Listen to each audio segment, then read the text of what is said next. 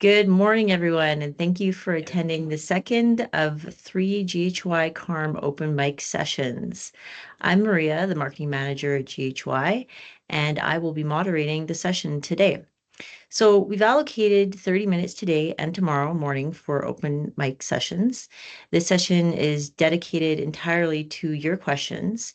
It's an opportunity to get answers and learn about the most frequently asked questions GHY has received since the official launch of CARM. So again, I will go through how we will manage the questions this session. First, we are encouraging attendees to ask their questions live. So to do this, please use the raise hand feature by navigating to the top of the Teams window to the meeting controls area and select that little hand icon. I'll call on people in the order that the hands were raised. So once I call on you, please turn on your microphone and video to ask your question, then turn them off again when either we've completed answering your question or after you've asked your question and have nothing further to add. So as a special initiative, we are offering a gift box that includes a GHY Blue Guy as displayed by Al. I'm not sure if the video is still on. I have to check there. For the best live asked question. So if you prefer not to speak live, that's okay. You can type your question into the Q&A discussion area. Access this by navigating to the meeting controls area and clicking on that Q&A icon. So I will alternate between live questions and those in the Q&A, making sure to address everyone in turn as best I can. After the session concludes, we will be sending links to access the recording of the session and some other useful resources on CARM to explore. So our speakers today are Al Dewar, GHY's Executive Vice President, and Sarah Marcotte, our CARM and Special Projects Manager. So now let's open the floor with a bit of an intro by Sarah and Al. Good morning, and thank you so much, Maria, for that great introduction. So we're here today to just answer any of your questions and really help to support. Our goal is to ensure that everybody feels at ease and understands that as your broker, we're here to help you navigate these changes. One of our big things we want to really stress that I think importers are very worried about, understandably, is the border. So keep in mind that CARM does not affect release. The border and CBSA's goal is to ensure that fluidity across the border. So making sure your goods still continue to come into Canada, no matter what stage of CARM you're at. And we here are also here to help if there's any kind of situation where you're concerned there might be a problem. Reach out to us and we'll make sure you understand where your goods will, what would affect your goods. But the border is not going to be overall affected. Another thing that I want to really stress is that CBSA is very well aware that this is a very large change to how you account for goods and the final accounting and this portion where it is really going to affect the overall declaration of your goods. So they recognize that they can't just turn a switch on and everything's going to be great on day one. Therefore, they have posted a notice, it's customs notice 24-29, and in there they're stating we recognize there's time to really clean up, adjust, get used to these changes, and therefore it's going to be a penalty-free time limit of about 90 days.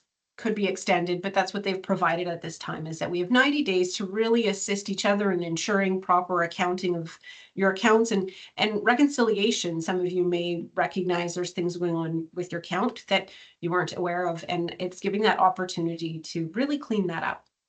For example, Sarah, and I got a chuckle because this is a little bit of a stretch, but I have a personal account. I have a personal business account, so it actually has the same type of business number that would relate to any of your business is.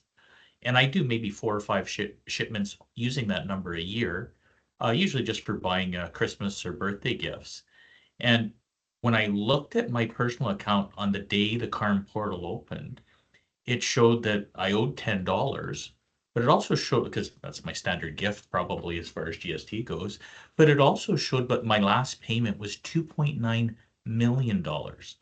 Well, I I don't think I've ever earned $2.9 million in my lifetime, never mind paid it in one installment to the government. So there are certain uh, nuances that you may notice in your portal. And if you do notice those, please either let us know or communicate to CBSA through their help desk. That particular issue that I experienced was communicated to the help desk, and within 3 days it was resolved because it impacted much more than me, and in many cases, many more than $2.9 million. It was, just one of those, I guess, glitches as you implement a new system like that.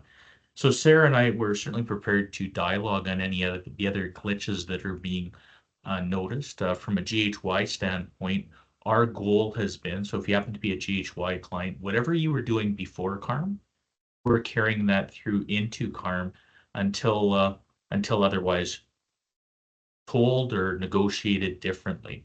Like if you were paying us direct before, we will continue to receive your payment and make that payment on your behalf to CBSA. If, however, you change and you'd prefer to be issuing payment direct to CBSA, you do need to dialogue with us as to the checks and balances. But we're taking the same approach CBSA has taken with ensuring fluidity and calm as they shift into this new system. Some of you may note who are going to the portal for the first time since it went live last Monday. You might look and see not a lot of your shipments have been accounted for. And if you see that, one of the reasons is that we are accounting for things as we go through the appropriate checks and balances. There's certain uh, annex codes or relief codes. There's certain GST codes. There's certain types of aspects that go into our reporting on your behalf to CBSA that CBSA is in that customs notice Sarah made reference to just aren't working yet. And we expect those wrongs to be righted very soon. And as soon as they are, you'll see more transactions that appear in your particular portal. You may also notice in your portal, if you happen to go on at the bottom right, there's a comment saying, hi, you've got this many transactions that you need to take action on. And you know what? Don't believe everything you read. What the actions are is we or your broker, whomever that may be, has released something, as Sarah alluded to, that fluidity exists. A release has occurred. The broker you're using, whether it be GHY or another broker, we're ready to account for it when CBSA can properly accept all of the accounting. Those are the actions that are being awaited, not an action by yourself in that case. Whoever did the release should be doing the accounting because they've basically done all of the work already and they're just waiting to press a button. If you try to take that action, you'll basically have to rekey and redo everything that your service provider or broker has done. So don't believe everything you read when you happen to look at the portal.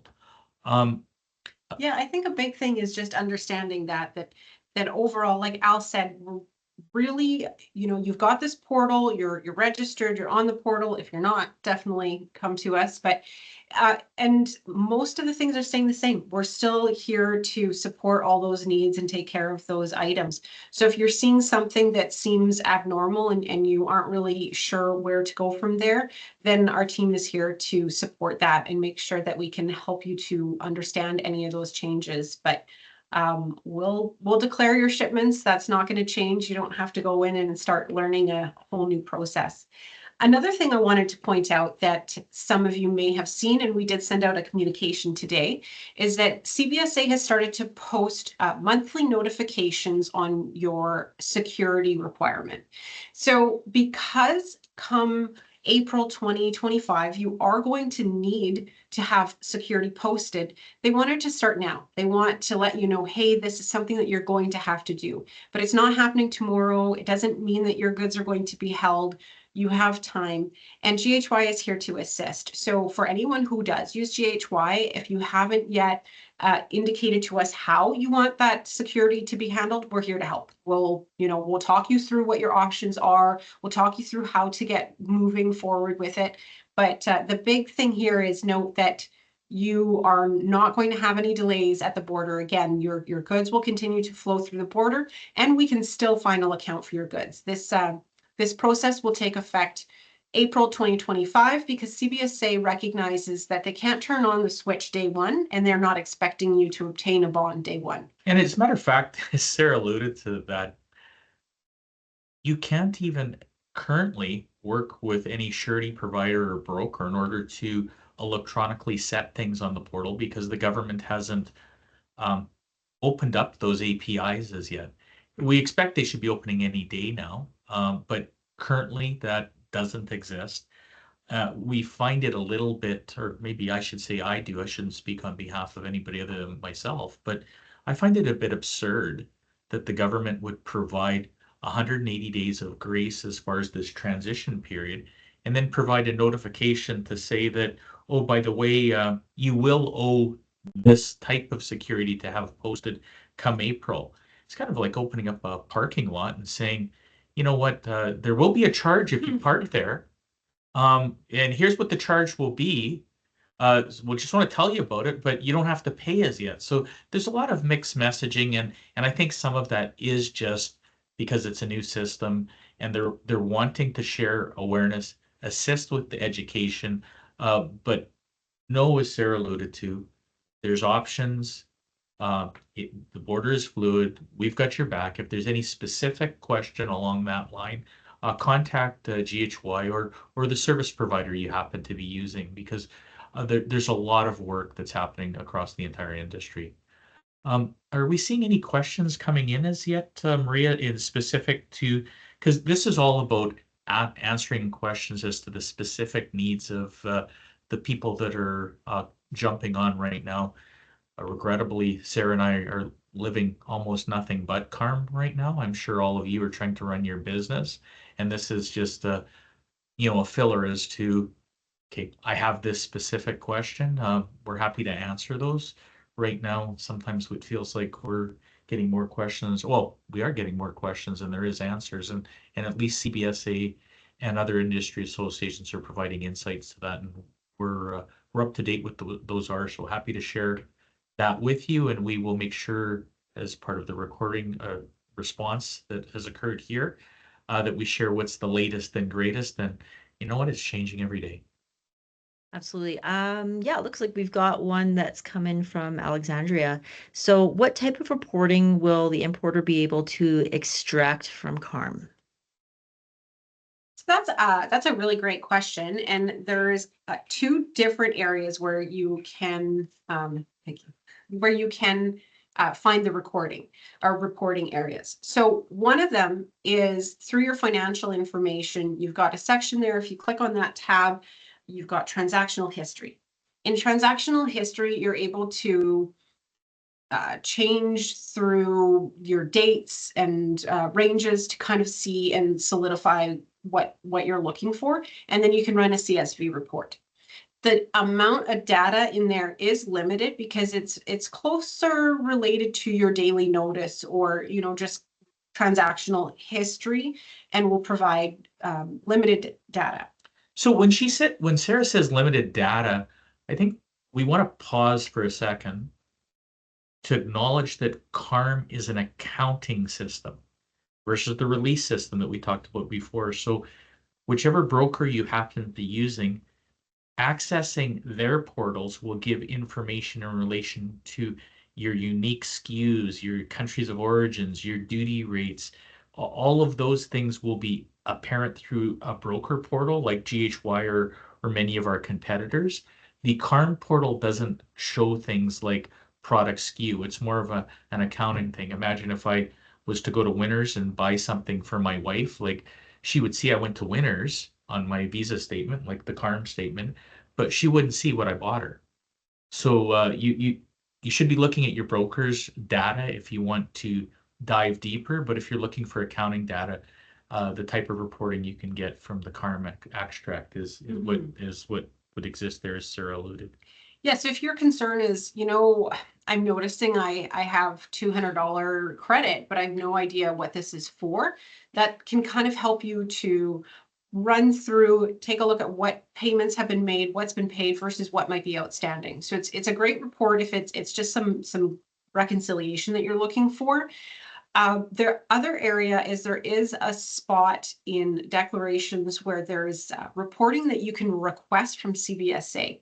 This reporting is similar to what was called the FIRM report for and will continue with pre-CARM. And what that does is it does provide a little more data. I don't know exactly what is expected to be on this report because CBSA never did provide me with a sample. So I'm as in the dark as the first person who gets this report. But my understanding is that it's going to hold a lot of the information that the CAD has.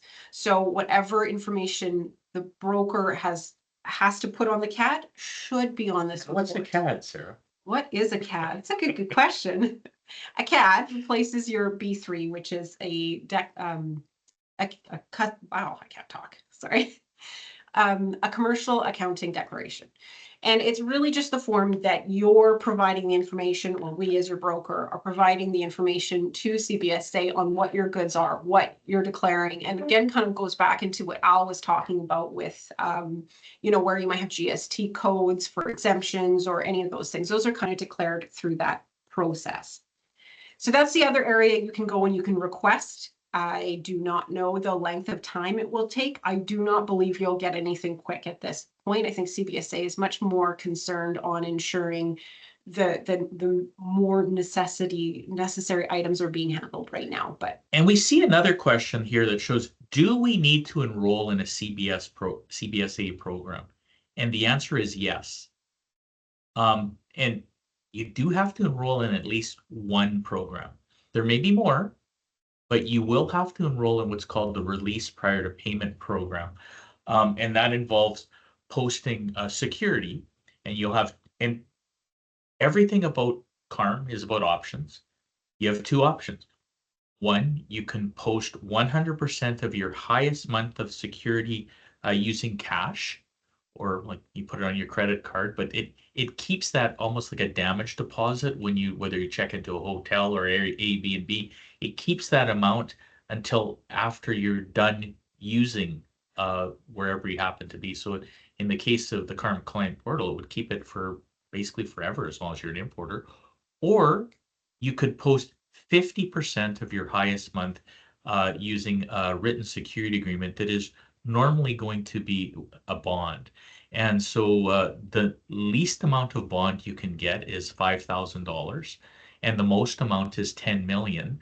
But the bond will be for 50% of your highest month. and I want to point out a couple things there. When a lot of people kind of get like, oh, this is a lot of money, keep in mind that you're paying a bond annual fee. You don't have to post that amount that it is. So if it says, you're needing to post $10,000, so you say, okay, well, I need to post 50% of that, which is 5,000. You're not putting $5,000 down. You would be obtaining a written agreement with a surety company, and you would have to pay an annual fee for them to assist you with that. So you're not having to actually post the money. The other thing to keep in mind is, although yes, you do need to enroll in the Release Prior to Payment program, if you registered prior to October 21st, you were automatically enrolled. So you would be able to see that in your CARM client portal. It'll show under your profile that you are enrolled in that. And technically, you're actually enrolled in another CBSA program, which is an importing program. So by having an RM, you are also enrolled in a CBSA program. If you need to enroll in an export, so if you are going to be exporting goods outside of Canada and the US, you need to enroll in an exporting RM, and that is actually done through the portal too. Unfortunately, we can't do that as your broker, but I have definitely walked through some people on how to complete that. So I do want to make one other point before we go to the next question, which is an outstanding question. So in my business account, I had I had done business before October 21st, and I was on the portal. So I was automatically enrolled, but I hadn't posted any security. But so now I have a warning that says, hi, you need to, in my case, pay post security for $245. Well, I have until, as Sarah alluded, April to do that. But the only way that I can post security if I wanted to prepay in advance of April, I have to unenroll from what I currently have, because if I try to post right now, it's grayed out, and then post security. So then I, in fact, will have security there.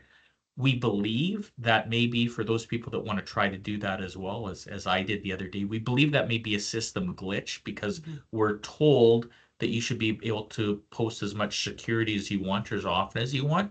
But currently, again, that may be one of those glitches. Maybe by tomorrow we'll be communicating something slightly different, but that would be your experience if you went to look at it today. We also see a question that said we amalgamated in February, we amalgamated 3 businesses that are all in different cities, but they're using the same business number. Will this create any issues with having those 3 businesses? And so the answer to that question is it depends. Yes, there's a follow-up question. Okay, so Sarah, you want to cover that? Like, so it depends. Cover the good part first, and then throw in the We'll see what depends. he knows versus me here. So one of the big things to keep in mind is whether you are using one BN15 or if you've obtained different RMs for each location. So for anybody who has multiple businesses, if you're using that one BN9, so your business number with the 9-digit, and then your RM, which is your importing with the digits, so 4 digits, 0001, typically being your first, etc. Those are going to assist you in viewing the difference that you will have, and your portal will show that. You actually have to click between your RMs, and then you will see the different declarations from your broker under the different RMs.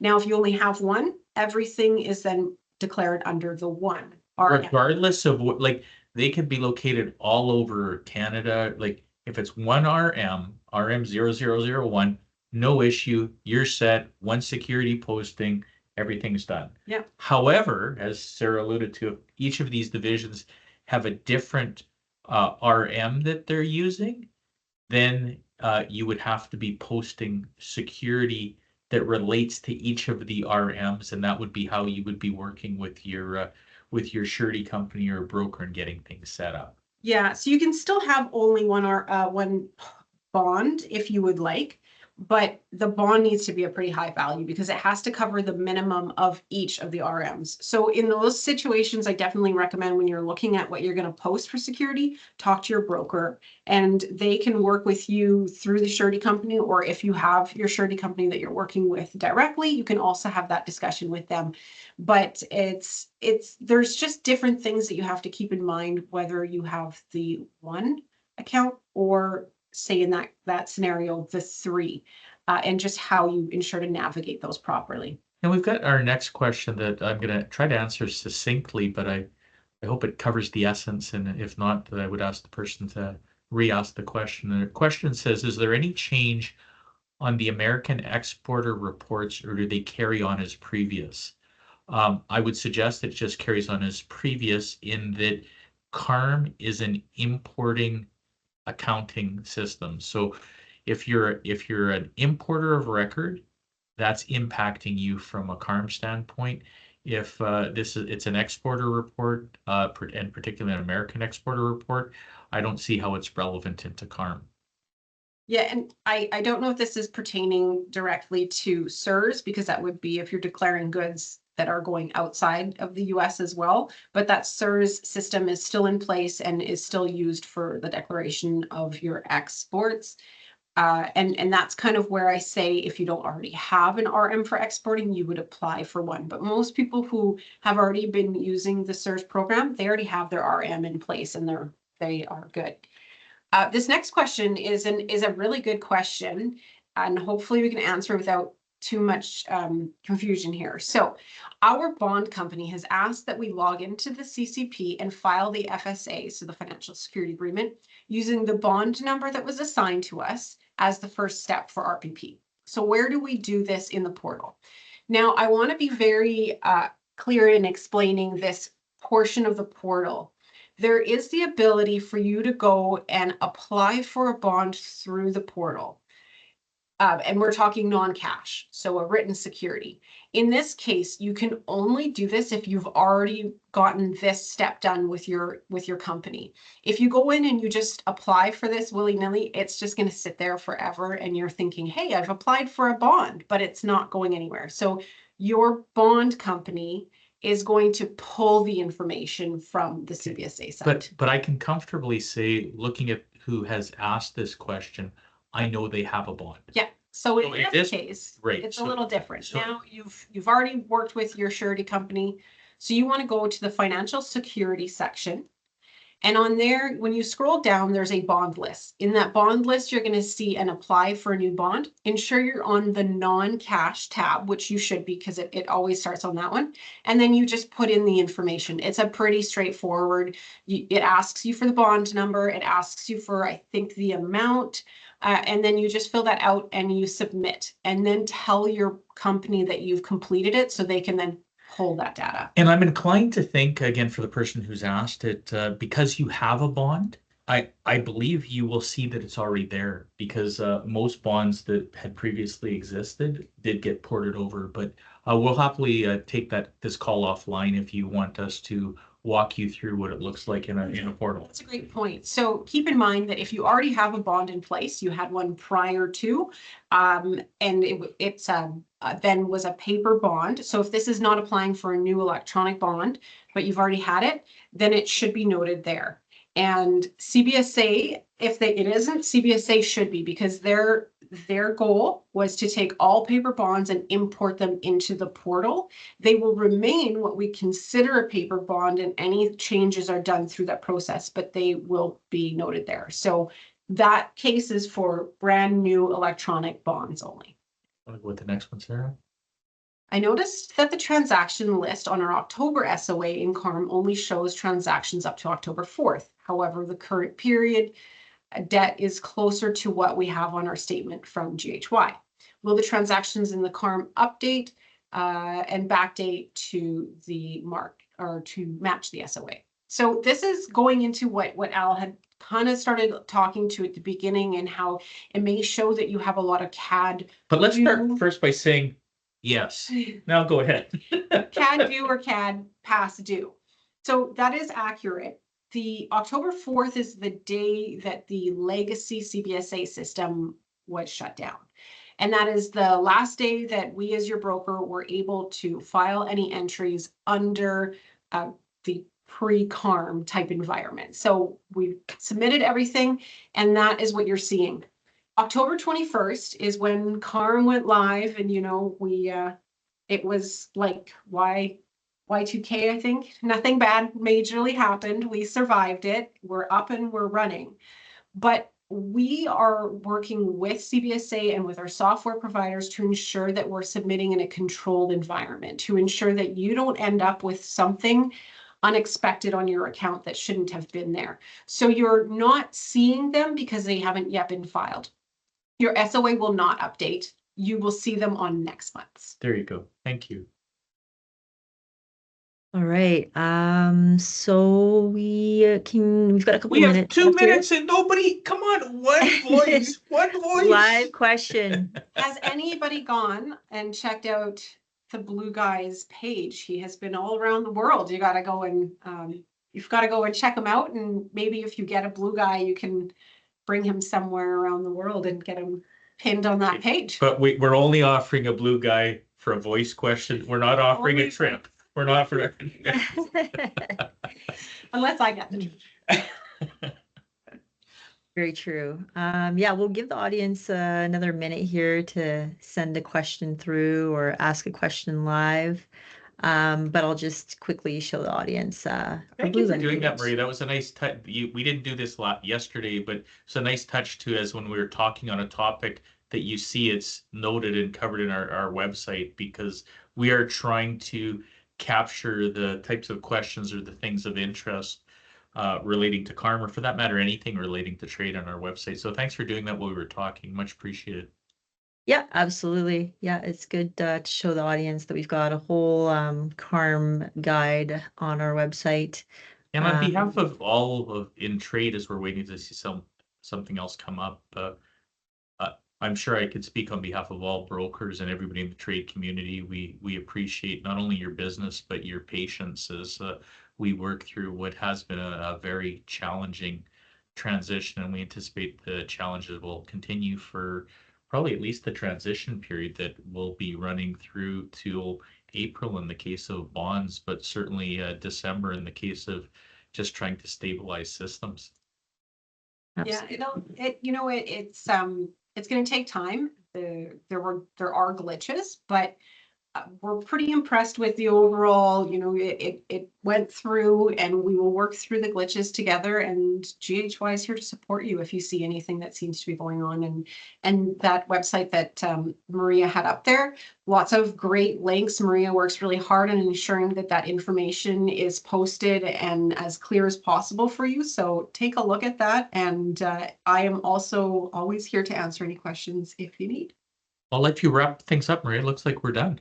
Yeah, absolutely. We are at the end here. So on that note, we'll mark that this is the conclusion of the second of 3 open mic sessions. Thank you again for everyone attending and asking such insightful questions. And of course, special thanks to Al and Sarah again for sharing their knowledge to help us better understand the recent changes brought about by CARM. So as a reminder, a follow-up email will be sent with links to the session recording and additional CARM resources. And just to reiterate, we're always here to support our clients through this journey of CARM and their responsibilities as importers, ensuring compliance with Canada Customs. And of course, please reach out to us at any point. We're always here to help. We wish you a great rest of your day. Take care and see you tomorrow, maybe. Thank you. Thank you. Thanks.